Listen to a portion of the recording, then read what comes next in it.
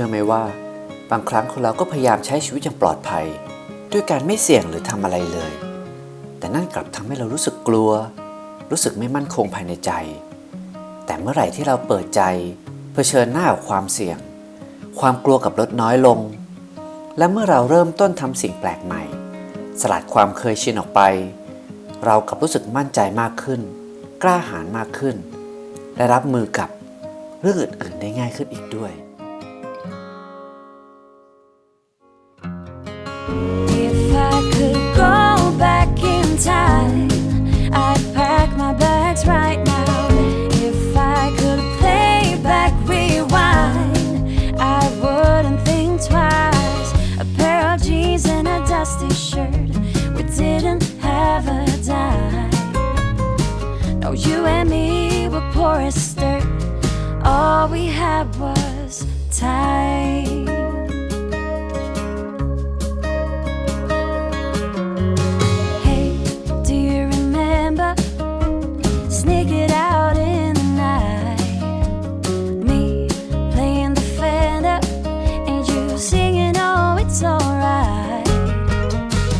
Beating hearts full of lust,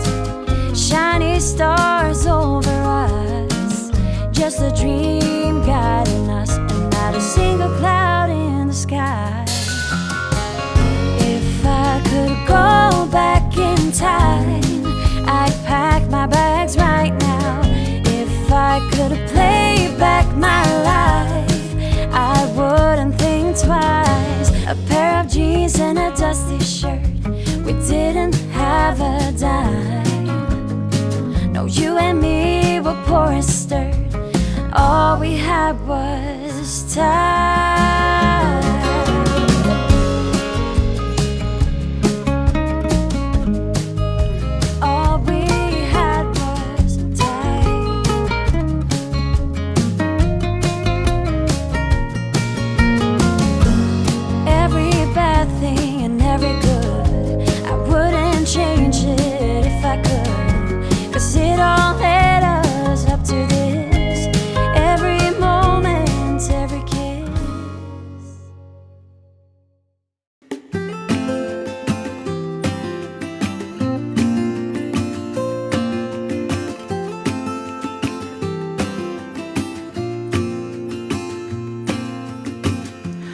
never felt tomorrow closing in this fast. Oh, I guess time's in a rush. Leaves are falling down, but at least they grow back while I'm on a one-way track. Now I know what it means to grow.Time I got, it is just enough to get by. Yeah, it is just enough to get by.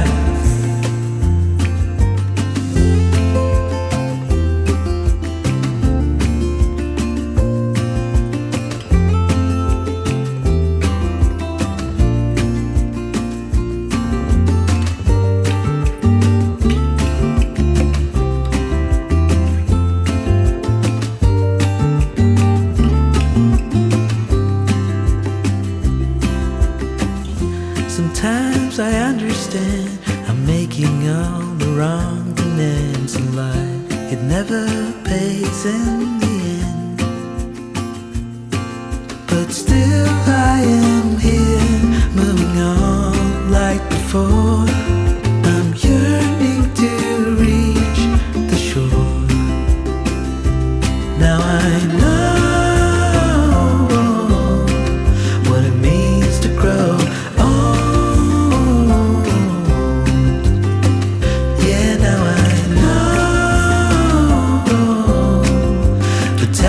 I got, it is just enough to get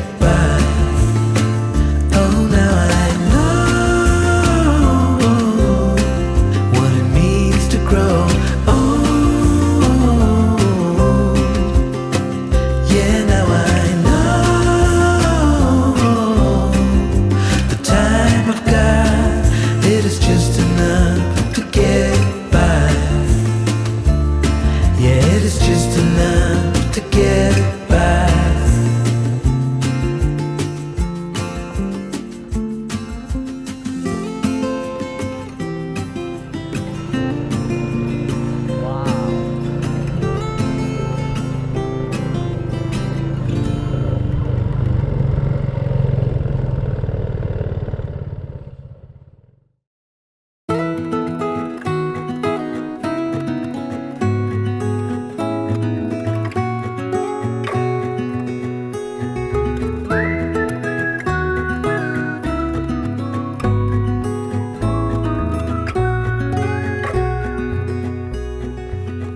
Do you recall when we were young, running from all things at once, without thinking twice?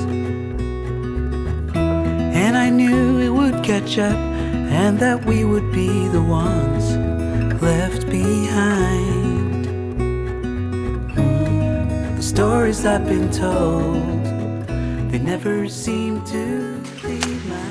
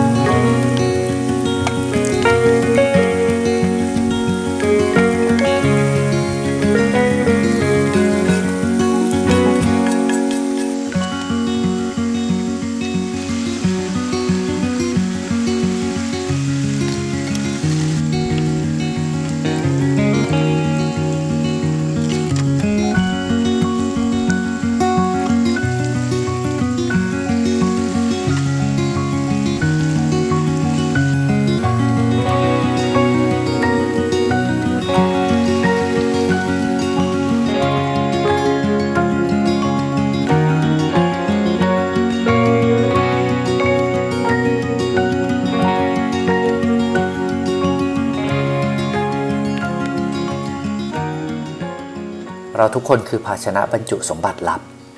จักรวาลฝังเพชรพลอยล้ำค่าไว้ในตัวเรา การหาเพชรพลอยในตัวเราคือการใช้ชีวิตอย่างสร้างสรรค์อลิซาเบธ เกลเบิร์ต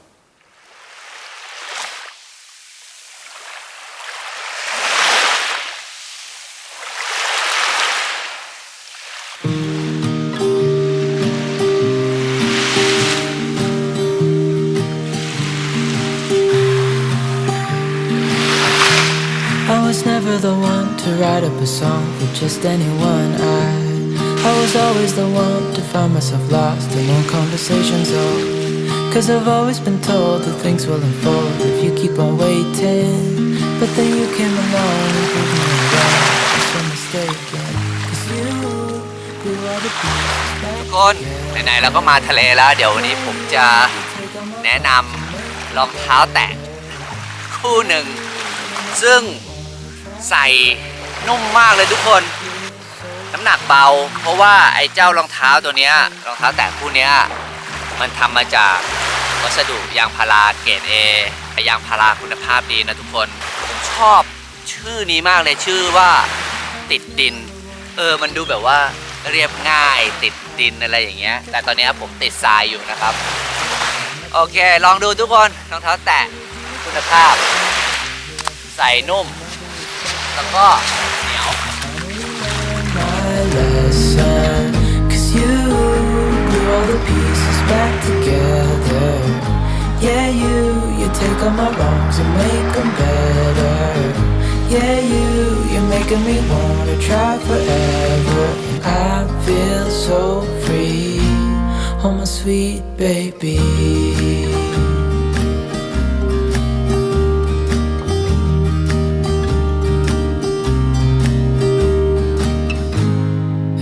To myself, and I'm thinking out loud, we won't need nothing else for the rest of our time. I know it so well.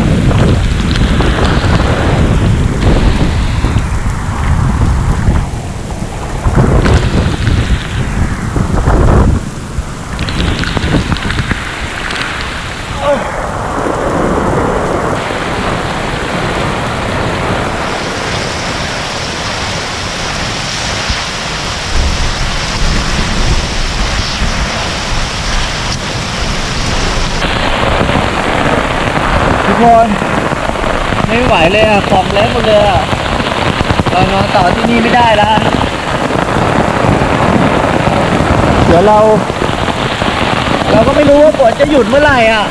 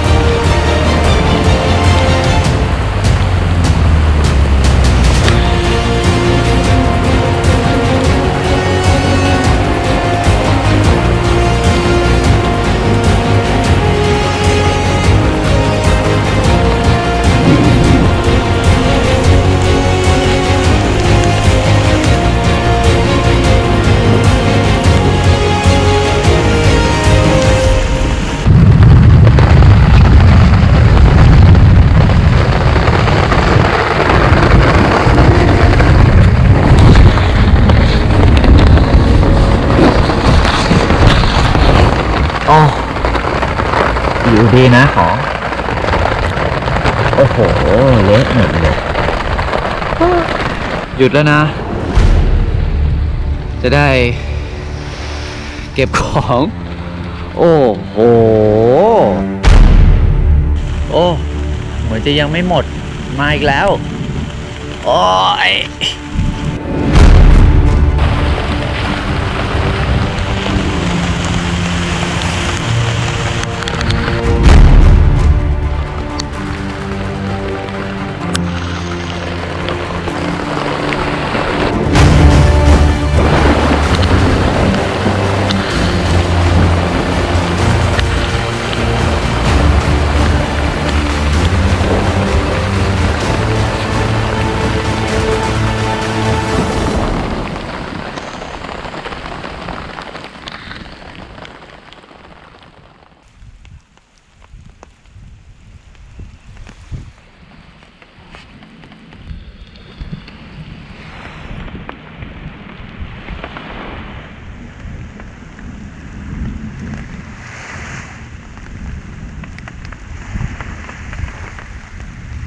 ทุกคน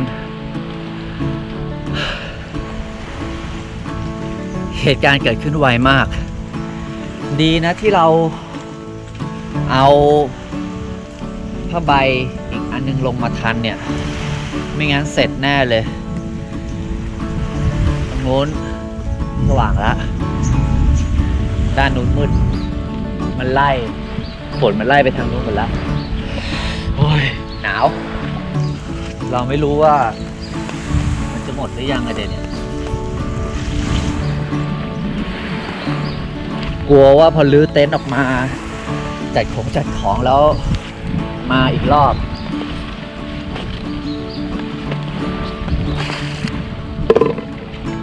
เมื่อกี้เรานึกถึงอะไรรู้ป่ะเรานึกถึงสึนามิ คิดดูดิว่า คนที่อยู่ในเหตุการณ์สึนามิจะเป็นยังไง แบบตั้งตัวไม่ทันอ่ะ แบบกำลังแบบนอนอยู่เล่นน้ำทะเลอยู่ แล้วก็ฟลุดมาเลยอย่างเงี้ย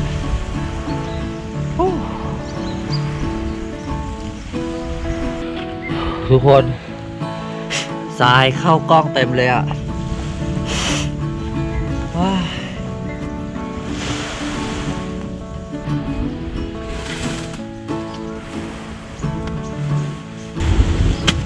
ทุกคนเริ่มไม่ถูกว่ะไม่รู้จะเริ่มตรงไหนเลยโอ้โหมันเละไปหมดเลยอ่ะ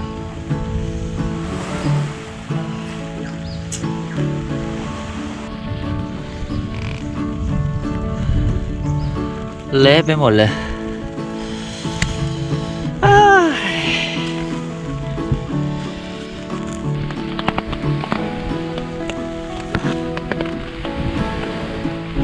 ทุกคน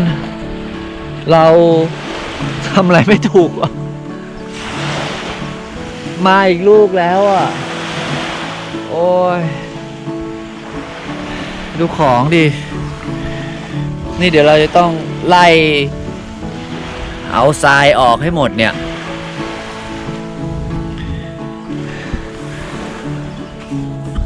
โอ้ยเราว่าเราจะต้องเพ่นแล้วอ่ะทุกคนถ้ามันมาถล่มอีกลูกหนึ่งเราก็เละแน่เลยเอาไงดีทุกคนจริงๆเรามีเตรียมอาหารไว้แล้วนะอาหารเช้าของเราอยู่ในกล่อง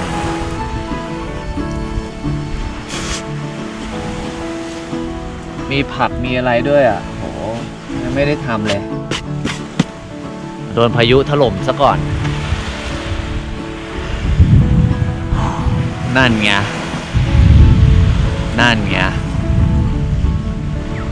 ได้ยินเสียงไหมทุกคนมันดำปีมาอีกแล้วเราต้องใช้ต้นไม้นี่เป็นตัวบังลมแล้วไม่งั้นไม่ไหวเอาไม่อยู่ก็เดี๋ยวเราต้องทำที่หลบฝนตรงนี้ก่อนเพื่อของจะได้ไม่เปียกแล้วเดี๋ยวฝนหยุดค่อยออกเนี่ยดูดิเสียงดังมาละมาอีกลูกแล้วตาย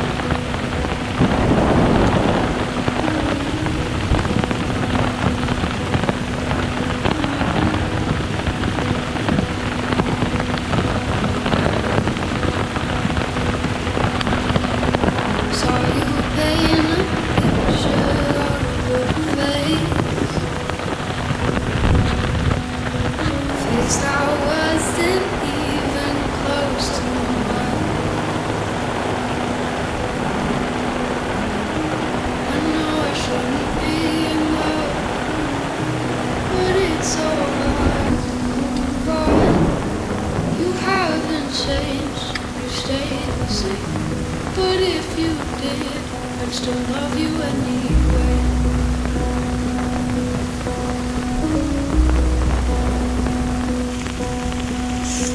Give you the world like I promised.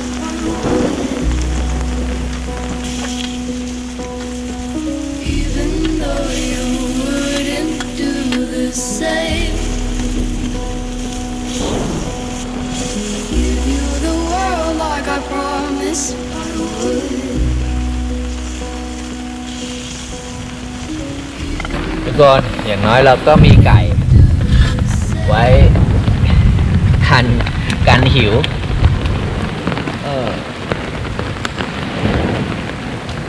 ทุลักทุเลมากเลยทุกคน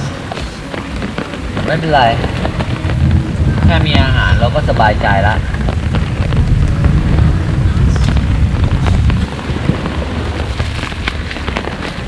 ตามด้วยมะเขือเทศ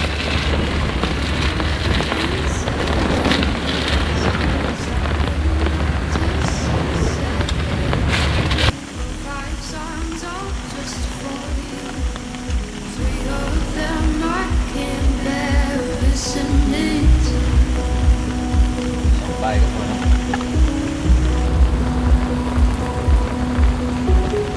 Give you the world like I promised I would. Even though you wouldn't do the same. I give you the world like I promised I would. Even though you wouldn't do the same.